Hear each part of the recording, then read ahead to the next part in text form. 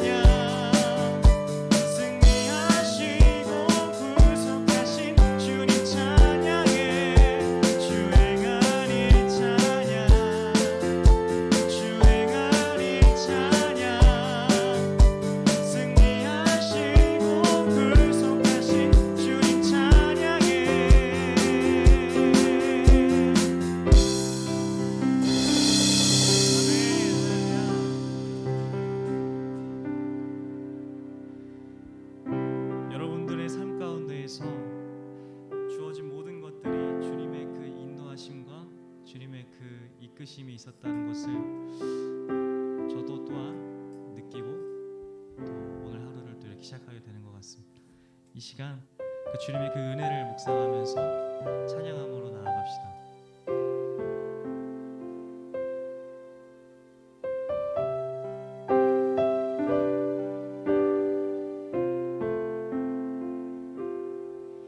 내가 누려왔던 모든 것들이 내가 지나왔던 모든 시간이 내가 걸어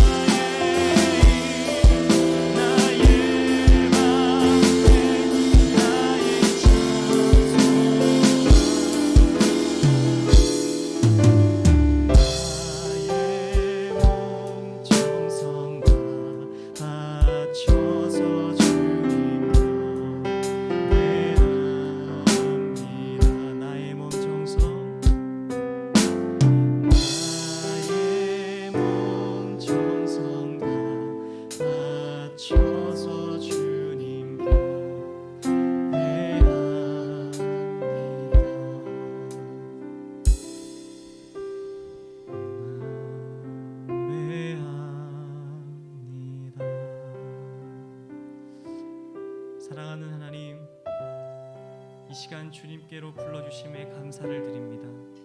하나님, 우리의 모든 발걸음조차도 주님의 그 은혜 가운데에서 걸어갈 수 있음을 고백합니다. 하나님, 이 시간 우리가 주님의 말씀에 집중하게 하여 주시고, 또 그 주님의 그 말씀 가운데 주님 우리에게 말씀하여 주시고, 또 우리가 그 주님의 그 말씀을 의지하여서 우리에게 그 주어진 삶을 살아갈 수 있도록 주님 이끌어 주시옵소서.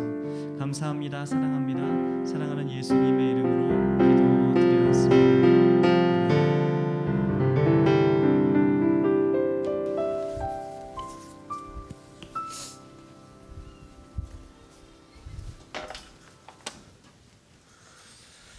자, 우리 친구들 한 주간 잘 지냈나요? 최근에 계속 못 보던 친구들도 이렇게 좀 보이고 해서 이렇게 되게 기분이 좋은데요. 여러분들 지난주에 날씨 같은 경우 보면 벌써 여름이 다 온 것 같았잖아요. 그래도 밤에 좀 추운 또 기온도 있고 하니까 더욱더 건강 신경 써서 감기 안 걸리도록 그렇게 잘 지냈으면 좋겠습니다. 자, 오늘 함께 나눌 본문 하나님 주신 말씀 함께 읽도록 하겠습니다. 오늘 주신 하나님의 말씀은 룻기 3장 1절에서 5절까지 말씀입니다. 사실 이 말씀 지난주에 함께 읽긴 했었는데요. 지난주에 이 뒷부분까지 함께 다 나누지 못해서 이번 주에 다시 나누려고 합니다. 룻기 3장 1절에서 5절까지 말씀.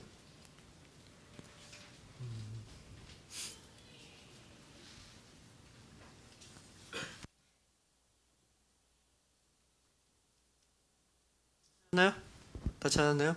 자, 우리 그럼 또 한 목소리로 1절부터 같이 읽도록 하겠습니다. 시작.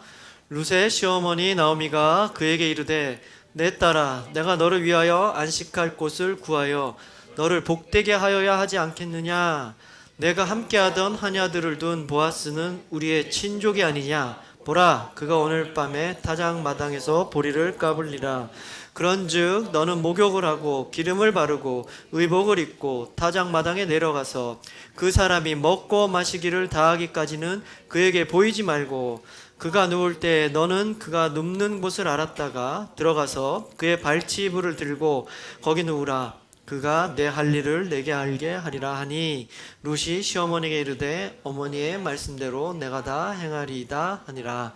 아멘. 자, 우리는 룻기를 통해서 하나님의 말씀 또 하나님의 메시지 함께 나누고 있습니다. 원래 처음에 이 룻기를 시작할 때 한 4주나 5주 정도 해서 룻기를 다 끝낼 수 있을 거라 이렇게 생각하고 시작은 했는데요. 한번 이렇게 또 룻기를 준비하면서 또 말씀을 묵상하면서 또 룻기 관련된 책들 또 설교를 위해서 여러 권 또 읽어보면서 그렇게 또 깊이 묵상을 하다 보니까 그동안 제가 알고 있었던 룻기 그것만이 전부가 아니라 그 안에 더 엄청난 또 하나님의 메시지가 이렇게 보석같이 박혀 있다는 것을 또 새롭게 발견하게 됐어요. 그래서 오늘이 벌써 6번째 시간인데 이제서야 이제 절반이 딱 끝나게 되는 것 같습니다. 근데 후반은 또 그렇게 길지 않으니까 앞으로 한 3, 4주 정도 그 정도 더 하면 룻기가 끝날 것 같긴 합니다. 근데 여러분 처음 시작할 때부터 여러분에게 계속 말했는데 여러분 룻기 다 물론 한두 번씩 다 읽어봤겠죠? 다 읽어봤을 거라 믿습니다. 그러면 이번에 한 번 더 깊이 있게 묵상하면서 한번 읽어보기 바래요. 그러면 더욱더 큰 은혜가 하나님의 사랑이 여러분들이 느껴지실 거예요. 그 사랑을 깊이 묵상함으로써 한번 느껴보기 바랍니다. 그럼 오늘 제목 먼저 읽고 시작하겠습니다. 경이로운 하나님의 사랑 6번째 시간. 우리 인생이 어정쩡할 때 좀 잘 쓰지 않는 말이긴 한데요. 무슨 얘기인지 함께 한번 나눠보도록 하겠습니다. 그럼 여러분에게 한번 이 본문 말씀 들어가기 전에 질문을 한번 해보고 싶은데요. 여러분들은 주로 어느 때 하나님을 찾나요? 다시 말해서 여러분들은 어느 때 하나님께 기도하고 뭐 하나님께 간구하고 뭐 이렇게 하나님을 떠올리고 그런 일들을 하나요? 여러분들은 되게 보면은 갑자기 좀 어려운 일들이 닥쳤을 때 급하게 하나님을 찾기도 하죠. 그러면 이렇게 시험 보기 전이나 뭐 그렇죠? 생각지도 않은 갑자기 어려운 문제가 찾아오거나 뭐 그랬을 때 급하게 무언가 우리에게 좀 아쉬운 일들이 좀 생겼을 때 우리는 하나님을 찾는단 말이에요. 급하게 찾게 되고 하나님께 기도하게 되죠. 그리고 또 반대로 너무나 또 좋은 일이 생기면 하나님을 찾죠. 하나님께 감사를 하는 게 당연한 거잖아요. 그때 하나님께 감사하면서 하나님께 기도를 하죠. 특히 또 생각지도 않게 너무나 좋은 일이 이렇게 생기게 되면 더욱더 감사하게 되고 더욱더 하나님께 감사를 드리게 되죠. 그리고 내가 이렇게 노력한 거에 비해서 너무나 큰 성과를 갑자기 얻었을 때, 쉽게 뭐 행운 같은 일이 찾아왔을 때 하나님께 너무나 감사를 올리게 되는 거죠. 그러면 그 반대로 한번 또 생각해 볼게요. 우리 인생에서 뭐 그럭저럭 뭐 별일 없을 때, 여러분들 보통 그렇잖아요. 뭐 크게 어려움이, 여러분들 뭐 크고 작은 어려움들이 있겠지만 뭐 그럭저럭 그 어려움 때문에 내가 지금 막 아무것도 못하고 그런 사정은 아니잖아요. 그냥 그럭저럭 살 수 있잖아요. 그렇다고 또 너무나 행복해서 지금 내가 너무 행복해 막 미치겠어 막 그러지도 않잖아요, 여러분들. 그러니까 그 인생이 그냥 그럭저럭 어정쩡한 상태, 그다지 어렵지도 그다지 힘들지도 않은 이럴 때 여러분들은 어떤가요? 우리 인생의 대부분을 차지하는 이런 시간에 그런 순간순간 여러분들 하나님을 찾고 하나님께 기도하나요? 그렇지 않죠. 그렇게 잘 안 되죠. 그냥 아무 생각 없이 그냥 하루하루 우리가 주어진 일들, 우리가 해야 될 일들, 뭐 그렇게 아침부터 저녁에 잘 때까지, 밤에 잘 때까지 그 일을 하면서 시간을 보낸단 말이에요. 이렇게 우리의 삶이 오늘 제목처럼 그런 어정쩡한 상태, 크게 어려운 일도 없고 그렇다고 뭐 대단히 뭐 기쁠 일도 없는 뭐 그럭저럭 그렇게 지낼 때, 우리는 그때 하나님을 크게 찾을 일 없이 그냥 하나님과 어쩌면 상관없이 하나님을 그냥 잊어버리고 이렇게 살 때가 너무 많다는 거죠. 근데 직감적으로 여러분들 마음속에도 내 삶을 지금 생각해보면, 그렇게 살았던 내 삶을 생각해보면 이게 올바른 길로 가고 있지 않다라고 생각을 하게 되죠. 이 길이 잘못된 길이다라는 걸 직감적으로 우리는 느끼게 되잖아요. 그럼 과연 그럴 때, 그런 상황에서 과연 우리는 어떻게 해야 되나, 오늘 주신 말씀을 통해서 그 상황에서 어떻게 해야 되는지 함께 나누어 보도록 하겠습니다. 우리는 이미 룻기를 지금 어느 정도 좀 나눴잖아요. 오늘까지 이제 반까지 되는데 그 내용을 다시 한번 돌아보면요. 1장에서 이제 나오미는 베들레헴에서 너무나 살 수가 없어서 그래도 좀 살아보겠다고 모압으로 떠났죠. 근데 모압에서 어땠나요? 행복한 일이 없었죠. 남편도 죽고 두 아들도 죽고 아주 힘든 상태에 있었단 말이에요. 그런데 베들레헴에 다시 빵이 생겼다는 말을 듣고 돌아왔단 말이에요. 돌아왔죠. 며느리를 룻을 데리고 돌아왔단 말이에요. 그런데 어땠나요? 돌아는 왔지만 나오미의 상태는 어때요? 다 비어버린 상태로 그냥 돌아와 버렸잖아요. 아무것도 남아있는 게 없었어요. 그래서 나오미가 뭐라 그래요? 기쁨의 희락의 나오미가 슬픔과 괴로움의 마라로 변해버리게 된 것이죠. 근데 여기서 반전이 일어나요.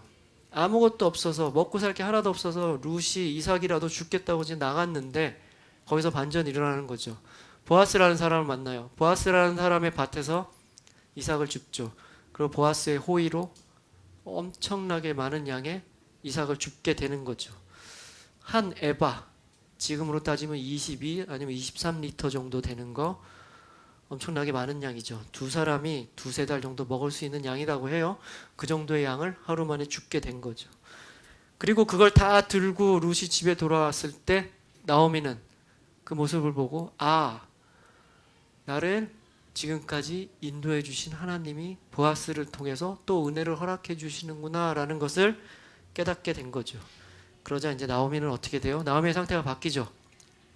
괴로움의 마라에서 다시 즐거움의 나오미로 돌아오는 놀라운 변화가 있게 되는 것이고, 또 얼마가 지나간 후에 나오미는 그 상태에서 이제 새로운 일들을 계획하기 시작하는 거예요. 어떤 일을 계획하는지 오늘 1절 말씀 함께 1절 말씀 그리고 또 2절 말씀 두 말씀 다 함께 읽어보도록 하겠습니다. 1절 말씀 시작. 우리 시어머니 나오미가 그에게 이르되 내 딸아 내가 너를 위하여 안식할 곳을 구하여 너를 복되게 하여야 하지 않겠느냐. 내가 함께하던 하인 보아스는 우리의 친족이 아니냐. 보라 그가 오늘 밤에 타작마당에서 보리를 까불리라. 자, 보아스를 통해서 하나님의 은혜를 봤어요. 나오미는 이제 경험했어요. 그래서 그동안 너무나 깊은 침체에 빠졌죠. 너무나 슬픔 속에 있었잖아요. 괴로움 속에 마라로 있었잖아요. 근데 거기서 이제 두려움과 그 괴로움, 슬픔 다 이겨내고 벗어난 나오미는 이제 룻, 그동안 계속 같이 있었던 룻을 보던 시각이 바뀌게 된 거예요. 룻을 봐봐요. 얼마나 불쌍해요. 어린 시절에 남편 죽고 지금 베들레헴까지 따라와서 뭐 이삭이나 주워 받는지도 모르겠어요. 이삭을 주스러 나가서 막 이삭을 주워오는 그 룻의 앞날, 이런 식으로 가다 보면 불행할 게 뻔한 이 앞날, 그 룻에 대해서 불쌍하게 생각하기 시작한 거죠. 그래서 나오미는 룻의 앞날을 위해서 1절 말씀과 같이 1절에서 뭐라 그래요? 안식처를 찾아주죠. 안식처를 찾아 주어겠다 그래요. 그리고 그 안식처를 통해서 너를 복되게 해줘야겠다라고 얘기를 하죠. 그러니까 복된 안식처를 찾아 주기로 결심을 한 겁니다. 나오미가 바로 이런 결심을 한 거예요. 근데 생각해 보면 이 나오미의 결심, 이거는 그냥 간단한 문제가 아니에요. 이제 우리가 생각하기에 뭐 그럴 수도 있겠다라고 생각할 수 있잖아요. 같이 있는 룻 너무 불쌍하니까 얘한테 뭔가 좀 잘해줘야 되지 않겠나라고 우리는 생각할 뿐이지 나오미에게 있어서 이건 간단한 문제가 아니라고요. 왜 그러냐면 나오미에게 있어서 룻은 아주 필요한 존재란 말이에요. 나오미는 지금 뭐 당장 가진 것도 없잖아요. 그리고 나오미는 이제 나이가 들어서 나가서 이삭을 줄 만큼 노동력도 또 없단 말이에요. 이렇게 아무것도 없이 그냥 하루하루 룻이 주워오는 그 이삭으로 먹고 살아야 할 형편이란 말이에요. 그런 상황에서 룻이 가버린다면, 다른 곳으로 가버린다면 나오미는 앞으로 살 길이 더 막막해지겠죠. 더 힘들어지잖아요. 이렇게 나오미는 룻이 떠나면 지금 당장에 자기가 심각한 상황, 더 어려운 상황, 더 곤란해질 거라는 것을 뻔히 알면서도 이 룻에게 안식처를 구해주려고 하는 거예요. 근데 또 한편으로 생각해 보면 지금 이 둘의 상황, 나오미와 룻의 상황은 뭐 따지고 보면 또 괜찮아요. 나쁘지 않다고요. 무슨 얘기냐면 지금 생각지도 않게 엄청난 보리 이삭을 갖고 왔잖아요. 이거면 뭐 두세 달 너끈히 먹고 살 수 있잖아요. 당장에 먹을 게 없는 게 아니에요. 지금 먹을 게 있단 말이에요. 이제 생겼단 말이에요. 생각지도 않게. 2달 이상 먹을 것을 확보한 상태로 그냥 지금 이대로 있어도 뭐 큰 문제는 없을 거예요. 나오미가 뭐 아무것도 없었다 그러지만 좀 생겼잖아요. 이제는. 그러니까 그냥 있어도 될 것 같단 말이에요. 그냥 여기서 사실 2장에서 나오미가 룻이 가져온 걸 보고 너무 기뻐서 찬양을 올리고 끝나도 괜찮은 스토리예요. 룻기는 해피엔딩으로 잘 끝난 거죠. 무슨 얘기냐면 너무나 괴로웠지만 하나님을 떠나 괴로웠지만 다시 하나님을 발견하고 돌아온 나오미에게 복을 내리신 하나님, 뭐 이렇게 해서 얘기 끝나도 되잖아요. 룻기가 이렇게 끝나도 되는 건데 여기서 룻기는 끝나지 않죠. 더 뒤에 엄청나게 큰 하나님의 사랑이 남아있단 말이에요. 그래서 지금 나오미는 그럭저럭 룻과 뭐 살아도 괜찮을 것 같은데 구태여 룻에게 새로운 안식처를 찾아주려고 하고 있는 거예요. 왜 그럴까요? 왜 나오미가 룻에게 새로운 안식처를 찾아주려고 하는 걸까요? 그 답은 2장, 지난주에 나눈 2장 마지막 절에 나와 있어요. 2장 마지막 23절을 보면 뭐라 그러냐면 룻은 보아스의 밭에서 추수를 마치기까지 이삭을 주었더라 라고 기록이 돼 있어요. 룻이 보아스의 밭에서 추수가 마치기까지 이삭을 주었다 이렇게 돼 있어요. 무슨 얘기예요? 추수가 마치기까지, 추수가 끝난다는 거죠. 이제 추수가 끝나면 어떻게 돼요? 더 이상 이삭을 줄 수가 없다는 거죠. 더 이상 이삭을 줄 수 없는 시기가 온단 말이에요. 지금 당장은 뭐 그럭저럭 많이 주워 왔으니까 또 주워 올 수 있을 것 같으니까 만족하면서 그냥 대충 그럭저럭 뭐 이렇게 살 수는 있지만 그게 영원하지 않다는 거예요. 그의 끝이 분명히 있다는 거죠. 아까 처음에 나눈 대로 크게 기쁘지도 않고 뭐 슬프지도 않은 상황일 수도 있어요. 나오미는 지금 어느 정도 자기의 슬픔이 해결됐어요. 그렇다고 막 너무 또 기쁜 것도 아니에요. 그럭저럭 어정쩡하게 지금 이 생활을 보낼 수는 있지만 이 삶이 이런 상태가 결코 계속되지 않는 거예요. 추수는 끝이 나기 때문인 거죠. 분명히 끝이 있단 말이에요. 그래서 지금 그런 상태에 머물러 있으면 안 된다는 거예요. 그렇기 때문에 나오미는 더 큰 미래를 본 거예요. 그래서 룻의 영원한 복된 안식처를 생각하게 된 거예요. 그런데 나오미가 말하는 룻의 새로운 안식처는 누구예요? 어디예요? 바로 보아스죠. 2절을 보면 뭐라 그러냐면 보아스는 우리 친족이 아니냐라고 그러죠. 이게 무슨 얘기냐면 보아스는 우리의 기업을 물을 사람이다. 우리의 가문을 이어줄 사람이다. 그러니 너는 적극적으로 보아스에게 나아가야 한다. 이 얘기를 하는 거죠. 근데 또 여기도 좀 이상해요. 왜 갑자기 이런 얘기를 해요? 왜 갑자기 이런 일을 떠올릴까요? 왜 보아스일까요? 왜 보아스 얘기를 떠올렸을까요? 나오미가. 사실 보아스 덕분에 룻이 엄청나게 많이 가져온 이삭, 참 감사한 일이 맞죠. 그리고 룻이 이삭을 줍다가 너무 점심시간에 배고팠는데 먹을 게 없어서 막 쫄쫄 굶고 있는데 그때 이렇게 불러줬잖아요. 그래서 또 먹을 수 있게 해줬잖아요. 그런 일 너무 고맙단 말이에요. 그리고 또 계속해서 이삭을 주라고 하잖아요. 딴 데 가지 말고 여기서 주라. 그러고 또 자기 하인들을 시켜서 룻이 많이 줄 수 있게 이렇게 은근슬쩍 도와준단 말이에요. 이게 너무나 감사한 일인 거예요. 근데 나오미는 그 감사한 일에서 만족하고 끝나서는 안 된다, 그 얘기를 하는 거예요.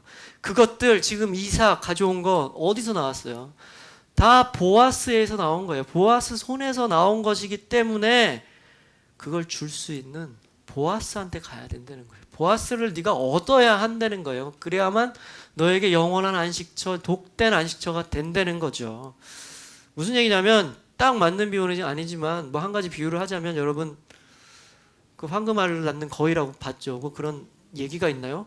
그러면 거위를 가질래, 황금알을 가질래? 그럼 뭐를 가져야 될까요? 거위를 가져야죠. 당연하죠.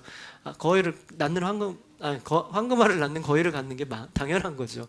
그냥 이 황금알 하나 가졌다고 이렇게 만족하고 기뻐하고 거기서 끝나면 그 사람은 바보죠. 어리석은 사람이 되는 거죠. 황금알을 낳는 그 거위를 가져가야 되는 거란 말이에요. 지금 바로 그런 얘기를 하는 거예요. 그리고 나오미는 보아스가 하나님의 율법에서 말하는 그 자신들의 기업을 이어줄 그런 구속자라는 것을 정확하게 꿰뚫어 보고 있었던 거예요. 보아스는 가까운 친척이에요. 그리고 기업 물을 자, 히브리어로 고엘, 구속자라는 거예요. 그리고 산자와 죽은 자에게 은혜를 베풀어 준 사람이라는 거예요. 바로 이런 보아스가 룻의 구속자이며 복된 안식처임을 나오미는 정확하게 알고 있었던 거예요. 그래서 지금 현재 뭐 한 두세 살 먹을 수 있는 그 이삭 정도에 절대로 만족하지 않고 보아스를 떠올리고 룻에게 너 보아스한테 가야 된다, 이렇게 얘기를 하는 거예요. 근데 우리는 표면적인 이 이야기를 통해서 그 속에 담겨 있는 하나님의 뜻을 좀 살펴봐야 돼요. 여러분들은 이 룻기를 통해서 이 보아스는 과연 누구를 상징하는 인물인가? 여러분들 알고 있나요? 알고 있겠죠? 보아스는 누구를 상징할까요? 바로 하나님이죠. 보아스는 하나님을 상징하는 인물이란 말이에요. 그리고 나오미는 이 보아스를 통해서 하나님의 은혜를 경험하게 되는 거죠. 그리고 하나님의 은혜에 분명히 감사를 하게 됩니다. 그러나 나오미는 지금 받은 그 은혜, 그 보리를 가져올 수 있는, 이삭을 가져올 수 있는 그 은혜에 만족하지 않고 그 은혜를 베풀어 주시는 궁극적인 그 하나님, 그 은혜의 원천이신 그 하나님을 향해서 나아가야 된다, 그 얘기를 하고 있는 거예요. 그러면 한번 우리 생각을 해보자고요. 그럼 우리의 구속자, 우리의 고엘은 누구신가요, 여러분들? 우리의 구속자는 누구예요? 마스크를 쓰고 있어가지고 잘 안 보여서 그렇죠. 다 대답했겠죠. 예수님이라고? 다 대답한 거 맞죠? 우리의 구속자는 바로 예수님이에요. 예수님이 바로 그 십자가에 달려서 흘리신 피로 죄와 사망의 노예로 있던 우리를 구하셔서 대신 피값으로 사셔서 우리를 자유인으로 예수님의 제자로, 하나님의 백성으로 만들어 주신 거잖아요. 예수님이 바로 우리의 구속자란 말이에요. 그럼 우리는 어디로 가야 되겠어요? 우리의 구속자이신 예수님께로 나아가야 하는 거예요. 우리가 지금 살고 있는 거, 여태까지 우리가 누린 것들 다 은혜인 거 분명하죠.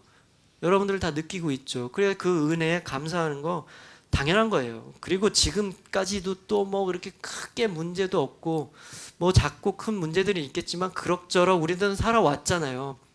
그렇죠? 뭐 그런 것들 다 이게 은혜라는 것을 우리는 분명히 다 알고 있단 말이에요. 그러나 우리는 여기서 만족하고 거기서 끝내야 되는 건 아니죠. 왜냐하면 왜 만족하고 거기서 머물러 있으면 안 되냐면요, 우리의 삶에도 분명히 추수가 끝나는 그 시기가 찾아온다는 거예요. 우리의 삶에도 분명히 추수가 끝난단 말이에요. 무슨 말이냐면 지금 그럭저럭 여러분들 살 수 있잖아요. 어정쩡하게 살고 있는 삶, 그 삶이 평생 가지 않는단 말이에요.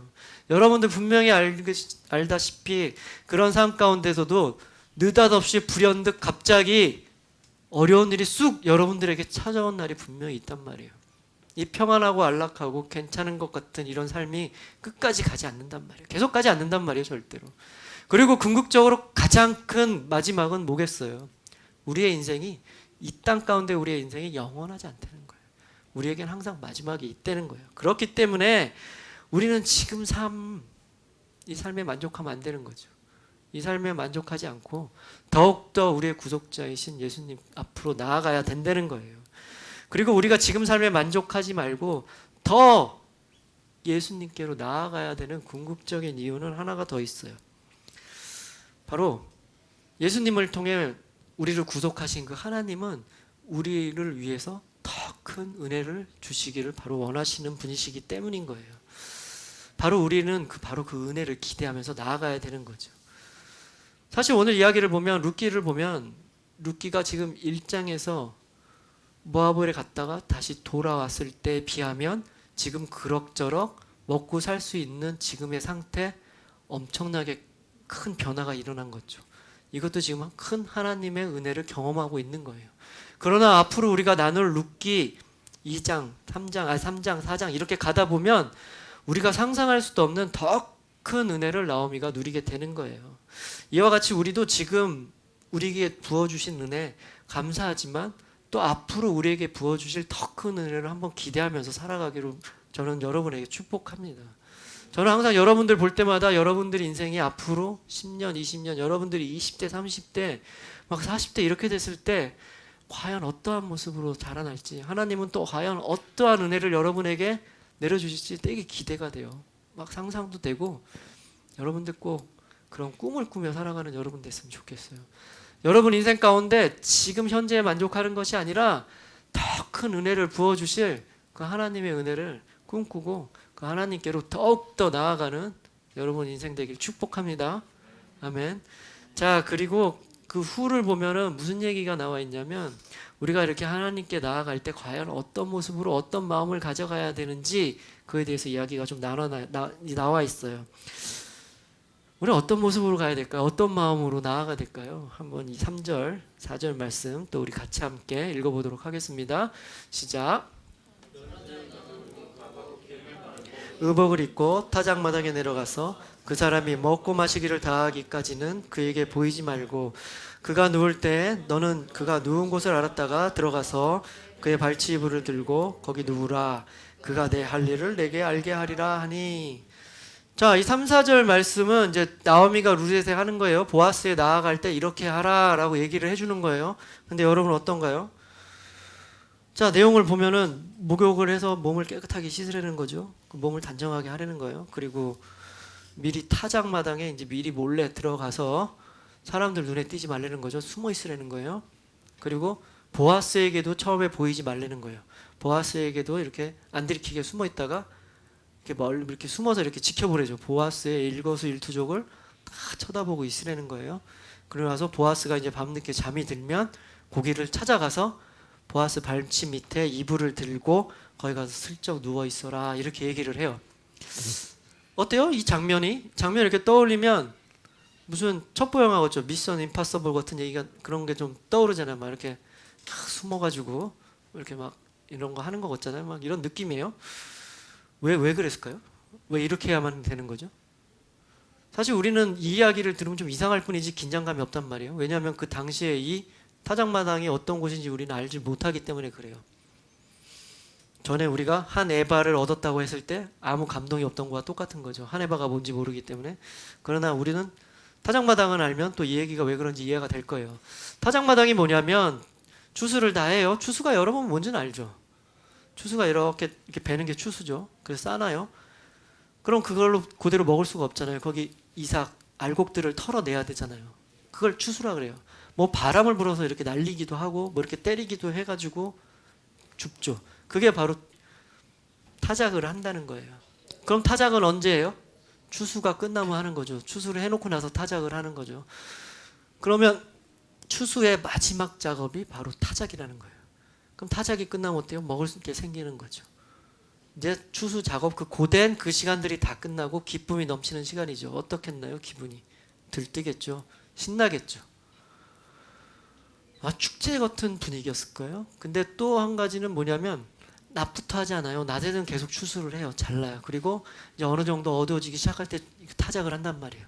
그러다 보면 타작이 언제 끝나겠어요? 밤 늦게까지 한단 말이에요. 그럼 끝나고 이제 다 끝났으니까 집에 가면 좋은데 그냥 안 간단 말이에요. 사람들이 끝나고 나면 그 기쁜 마음의 축제적인 분위기에서 음주, 막 술을 마신다. 그리고 술을 마시니까 기분 좋으니까 뭐래요? 노래를 하겠죠. 노래를 하고 또 뭘 하겠어요? 춤을 추겠죠. 음주, 가무. 무슨 얘기인지 알겠어요? 바로 이걸 한다는 거예요. 밤늦게. 뭐겠어요? 한동안 우리 막 신문에 나왔던 뭐 버닝썬 이런 데 있죠? 강남에 있는 클럽들. 뭐 그런 거 같은 거예요. 막 그렇게 사람들이 밤늦게까지 술을 마셔가면서 춤을 추고 노래하는 그 분위기 생각만 해도 도덕적인가요? 건전해 보이나요? 그렇지 않죠. 문란하죠. 아주 도덕적으로 타락한 분위기란 말이에요. 그래서 호세아서에서 뭐라 그러냐면 너네들 그 타작마당에서 그 음란한 짓 좀 그만해라 그렇게 말씀하세요. 하나님께서. 타작마당에서 그 음란한 행위를 좀 그만 좀 그쳐라. 내가 그게 너무 가증스럽다라고 얘기를 하신단 말이에요. 타작마당은 바로 그런 곳이란 말이에요. 도덕적이지가 않아요. 건전한 데가 아니란 말이에요. 타작마당은 아주 위험한 곳이란 말이에요. 그렇기 때문에 지금 나오미는 룻에게 뭐라 그래요? 아무한테도 눈에 띄지 말라는 거죠. 왜요? 거기 남자들이 수없이 많은 그 일꾼들 막 술 마시고 기분 좋아서 막 춤추고 노래하는데 여자가 지나간다. 그것도 이방 여자, 더군다나 아무 힘도 없는 과부, 누가 보호해줄 수 없는 과부. 어때요? 그냥 놔두겠어요? 아주 위험한 일이 닥칠 것 같잖아요. 그러니까 들키지 말라는 거예요. 이제 알겠어요? 이 나오미가 이 얘기를 왜 하는지 우리가 보기에는 무슨 첩보작전이야? 뭐 이렇게 쉽게 생각할 수도 있지만 그게 아니라는 거예요. 절박한 얘기로 한 거예요. 위험하니까 그렇게 하려는 거죠. 이제 좀 이해가 가나요? 아, 그때 그 사람들이 이렇게 얘기했을 때, 아, 그렇지. 우리도 끄덕끄덕 거려지나요? 그렇죠? 그리고 또 이제 한 가지 보아스에 나가는 것도 되게 조심스럽잖아요. 보아스 눈에도 띄지 말라 그러잖아요. 왜? 그동안 보아스는 룻을 보호해 줬잖아요. 근데 룻이 거기 이렇게 있으면 보아스가 당연히 또 위험한데 네가 여기 왜 왔어? 내가 널 보호해 줄게. 이렇게 보여줄 것 같은데 보아스 눈에도 띄지 말라는 거예요. 왜 그랬을까요? 보아스는 분명히 기업 물을 짜긴 해요. 근데 문제는 1순위가 아니에요. 다음 주나 다다음 주에 이제 나눌 거지만 기업 물을 자들의 순위가 있단 말이에요. 첫 번째, 두 번째 이렇게 순서가 있는데 보아스는 첫 번째 순서가 아니에요. 첫 번째 순서인 사람이 등장한단 말이에요. 보아스가 1순위가 아니에요. 근데 그런 상황에서 보아스한테 가가지고 당신에게 청혼을 한단 말이에요. 나의 기업을 물어달라고 룻이 얘기를 해요. 근데 보아스가 갑자기 내가 친절은 베풀었지만 그것까지는 해줄 수가 없어. 내가 해줄 수는 없고 1순위 사람한테 가서 물어봐. 이렇게 나와서 그렇게 거절을 해버리게 되면 어떻게 되나요? 난리가 나는 거죠. 망신을 당하게 되는 거예요. 큰 수치를 당하는 거죠. 룻에게. 현숙한 여인으로 그동안 알려졌잖아요.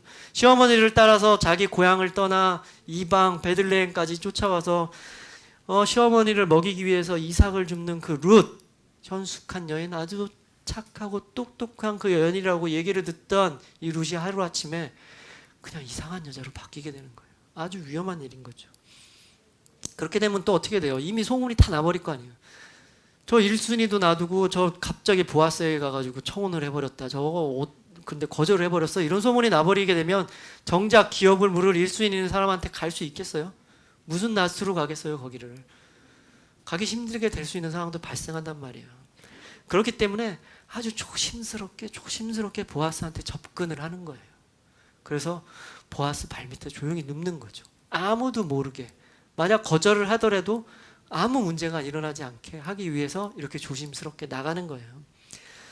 이렇게 얘기를 들어보면 지금 나오미가 룻에게 하고 있는 거 보아스에 나가라 라고 하는 거 나가면 될 것 같은데 이게 이렇게 어려운 일이에요. 이게 보통 일이 아니란 말이에요.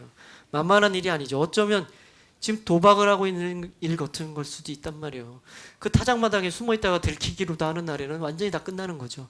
보아스한테 갔는데 보아스 눈에 딱 띄어가지고 보아스가 거절해버리면 아무것도 안 되는 상황이 된단 말이에요. 아주 위험하고 도박하는 일이란 말이에요.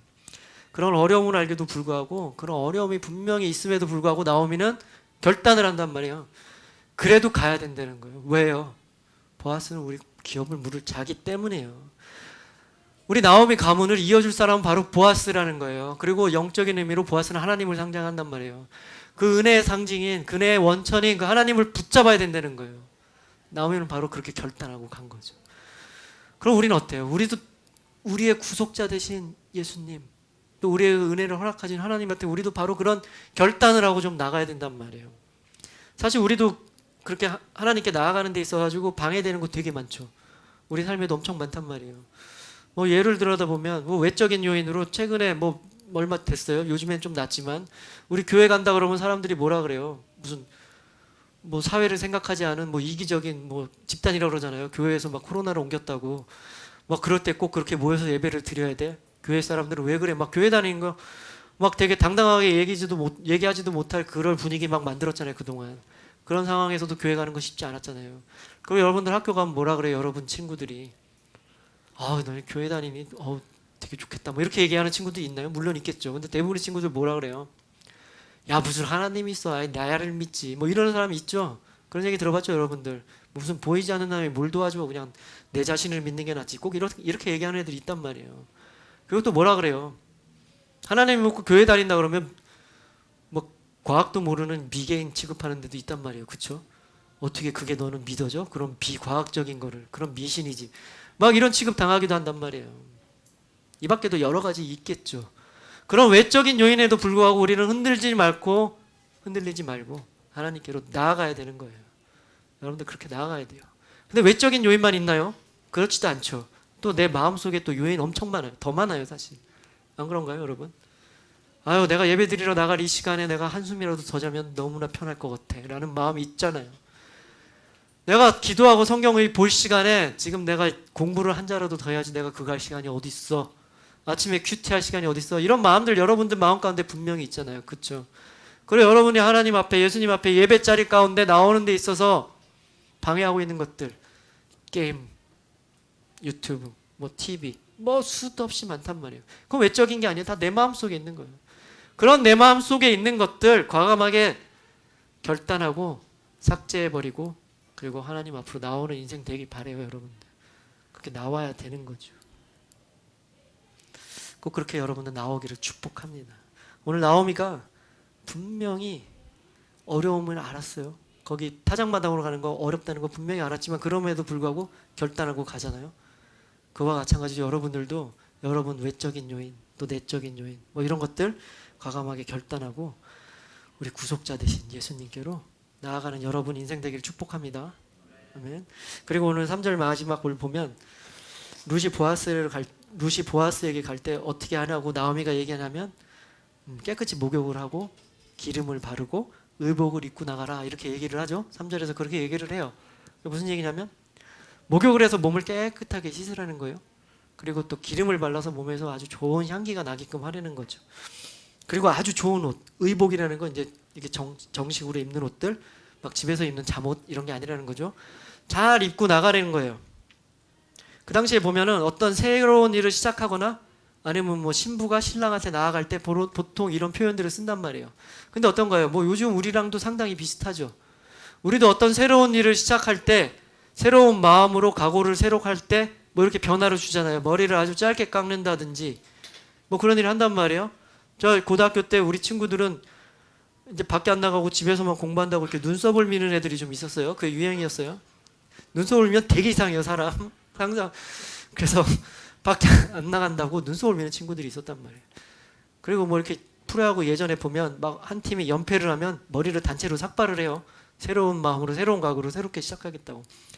이렇게 새롭게 시작할 때 이런 새로운 일들을 한단 말이에요. 그리고 요즘에도 결혼할 때 보면 신부들 막 그냥 결혼하는 거 아니잖아요. 몇 달 전부터 뭐 웨딩드레스 그날 입어야 될 옷들 엄청나게 고민하죠. 뭘 골라야 될지 고민하잖아요. 그리고 거기서 끝나는 게 아니죠. 그 다음에 뭐래요? 여러분들은 아직 멀었으니까 피부 관리를 받으러 가죠. 막 피부 관리를 해요. 그날 얼굴이 예뻐야 되니까 예쁘게 나오기 위해서 막 피부 관리도 받으러 가고 그리고 그 사이에 나도 모르게 쪘던 그 살을 빼야 되니까 막 다이어트를 시작한단 말이에요. 이렇게 그냥 가는 게 아니란 말이에요. 최선의 정성을 다해서 그 자리로 나아간다는 거예요. 매번 그냥 습관적으로 그냥 원래 그렇게 하는 거니까 아무 생각 없이 그냥 젖어서 뭐 그렇게 나가지 않고 항상 새로운 마음으로 나가야 돼요. 우리도 바로 이런 마음과 이런 자세로 예수님께 나가야 되는 거예요. 그리고 그냥 대충 뭐 귀찮다는 듯이 그냥 아무렇게나 그냥 자다 깬 것 같은 모습으로 그렇게 나가는 게 아니에요. 항상 우리의 최선의 모습으로 최선의 정성을 다해서 그렇게 예수님 앞으로 나아가야 되는 거예요. 여러분, 우리 삶에도 분명히 추수가 끝나는 날이 분명히 찾아옵니다. 그렇죠. 그리고 우리 인생 가운데서도 지금까지도 그럭저럭 너무나 큰 은혜 베풀어 주신 하나님의 은혜 참 감사하지만 우리는 거기서 만족하지 않고 더 큰 하나님의 은혜를 꿈꾸며 살아가기를 축복합니다, 여러분. 그리고 매일매일 새로운 마음으로 그 하나님께로, 우리를 구속하신 예수님께로 그냥 원래 그렇듯이 그냥 대충 뭐 습관적으로 그렇게 나가는 것이 아니라 매일매일 새로운 마음으로, 그리고 가장 정성스러운 최선의 마음으로 그렇게 나가는 여러분 되기를 주님의 이름으로 축복합니다. 그 여러분 안에 있는 그 길을 방해하는 것들, 그리고 외적인 그 방해하는 요인에도 불구하고 과감하게 결단하고 예수님 앞으로 나아가서 주님께서 주시는 그 놀라운 축복 누리는 여러분 인생 되시기를 주님의 이름으로 축복합니다. 아멘. 아멘. 자, 우리 함께 찬양하도록 하겠습니다. 우리 함께 찬양할 텐데요, 주께로라는 찬양을 할 거예요. 이 찬양이 나온 지 얼마 안 됐더라고요. 그래서 전사님도 지난주에 듣다가 너무 가사가 제 마음속에 와닿아서 함께 여러분과 함께 하고 싶어서 가져왔는데요. 어렵진 않아요. 전사님도 이렇게 음악적으로 이렇게 뛰어나진 않은데 한 2번 정도 들어보니까 같이 따라할 수 있겠더라고요. 여러분들 가능하면 이렇게 마음속에 가슴에 이렇게 손을 얹고 이 가사를 한번 이렇게 생각하면서 이렇게 고백하면서 했으면 좋겠어요. 우리 함께 찬양해 보도록 하겠습니다. 주께로.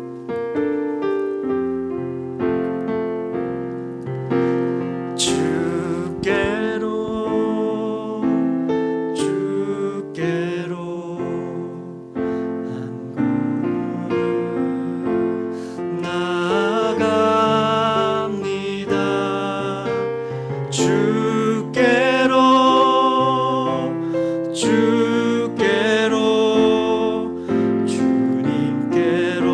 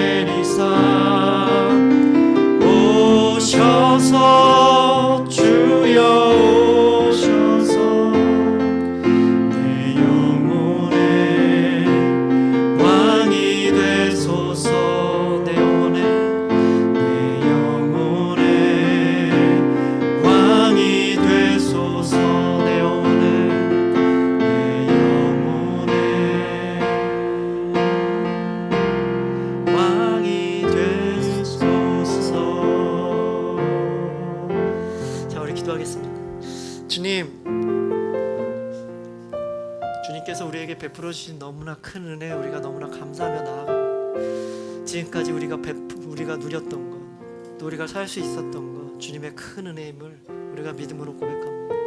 그러나 우리가 거기서 멈춰서 지금 이 상태에서 그럭저럭 만족하고 그렇게 사는 것이 아니라 항상 우리에게 이런 날에 끝이 있다는 것, 우리 삶 가운데 추수가 끝나는 그날이 있다는 것 분명히 기억하게 해주시고, 또 우리에게 베푸실 더 큰 하나님의 은혜를 간구하며 우리가 더욱더 주님 앞에 나아갈 수 있도록 주님 축복하여 주시옵소서. 우리가 또 결단하고 주님 앞에 나아가려고 합니다. 우리가 나아가는 모든 것들, 나아가는데 방해하는 모든 것들 우리가 지워버리고 결단하며 주일에게 나아가니 주님 오셔서 우리를 만나주시고 우리의 마음을 만져주셔서 우리가 더욱더 주님만으로 감사하며 주님만으로 행복하며 주님만으로 만족하며 주님께서 주시는 큰 은혜 누리며 살아가는 우리 인생 될 수 있도록 주님 함께하여 주시옵소서. 감사드립니다. 이 모든 말씀 우리 주 예수 그리스도 이름으로 기도합니다. 아멘. 아멘. 아멘. 자, 광고 말씀드릴 텐데요. 우리 친구들 아까도 처음에 시작할 때 말씀드린 것 같이 항상 건강 조심하고 감기 조심하고 건강하게 지냈으면 좋겠습니다. 이제 곧 또 기말고사가 준비될 텐데요. 갑자기 급한 일이 생기면 여러분 하나님을 찾고 기도하는 거 괜찮습니다. 충분히 찾고 기도하기 바랍니다. 그리고 평상시에 괜찮을 때도 아무 문제 없을 때도 항상 하나님께 나아가는 여러분 됐으면 좋겠습니다. 그리고 오늘은 우리는 이제 11시 예배 드리지만 2시에 우리 청년들이 예배를 드려요. 근데 2시에 청년들 오늘 예배 드리는데 오늘은 우리 목사님들이 설교하지 않고 외부에 어떤 강사님이 오시는데 너무나 좋은 아주 젊은 재밌는 강사님이 오신다 그래요. 제가 지금 갑자기 성함이 생각이 안 나가지고 지금 말씀 못 드리는데, 여러분들 혹시 시간이 되면 오늘 또 마음이 있으면 2시에 남아서 같이 예배 드렸으면 좋겠어요. 밑에 지하 호원 아트홀에서요. 뭐 청년들을 위한 예배니까 어른들을 위한 얘기는 아닐 거예요. 아마 여러분들 때 아주 딱 맞는 아주 좋은 얘기일 것 같아요. 그래서 여러분들 가능하면 한번 듣기를 강추합니다. 그리고 만약 못 듣게 되더라도 시간이 없어서 안 되면 우리에겐 또 유튜브가 있잖아요. 유튜브에 또 영상 올라갑니다. 챙겨서 다음 주에 한번 꼭 봤으면 좋겠고요. 그리고 마지막 한 가지 더 광고하면 룻기 꼭 한번 읽어보기 바랍니다. 저도 이렇게 길어질지 몰랐어요. 오늘도 딱 5절 가지고 설교를 한 거예요. 여러분들 깊게 묵상하면서 한번 읽어보세요. 하나님이 진짜 나를 사랑하시는구나. 나에게 베풀으실 앞으로 더 큰 은혜가 너무나 기대가 될 거예요. 저는 이 말씀을 어제 설교를 쓰면서도 막 한 명 한 명 여러분들이 생각나는 거예요. 쟤는 한 30년 뒤에 어떤 모습으로 하나님이 어떤 은혜를 베풀어 주실까? 막 이런 생각이 떠오르는 거예요. 우리 선생님도 마찬가지고. 그러면서 이제 제 모습도 떠올라요. 저도 이제 앞으로 또 10년, 20년, 30년, 그래 30년 그 후에 나는 또 어떤 은혜를 또 경험하면서 어떤 또 행복한 삶을 살 수 있을까? 아마 이런 생각들을 하게 된단 말이에요. 여러분도 한번 읽으면서 좀 깊이 묵상하면서 좀 읽어봤으면 좋겠습니다. 그렇게 하기 바랍니다. 자, 주기도문으로 예배 마치도록 하겠습니다. 시작. 하늘에 계신 우리 아버지여, 이름이 거룩히 여김을 받으시오며 나라가 임하시오며 이루어진 것 같이 땅에서도 이루어지이다. 오늘 우리에게 일용할 양식을 주시옵고 우리에게 죄 지은 자를 사하여 준 것 같이 우리 죄를 사하여 주시옵고 우리를 시험에 들게 하지 마시옵고 다만 악에서 구하시옵소서. 나라와 권세와 영광이 아멘. 아멘. 자, 예배 마쳤습니다. 다음 한 주도 꼭 주님 앞으로 더욱더 나아가는 여러분 인생 되길 바랍니다.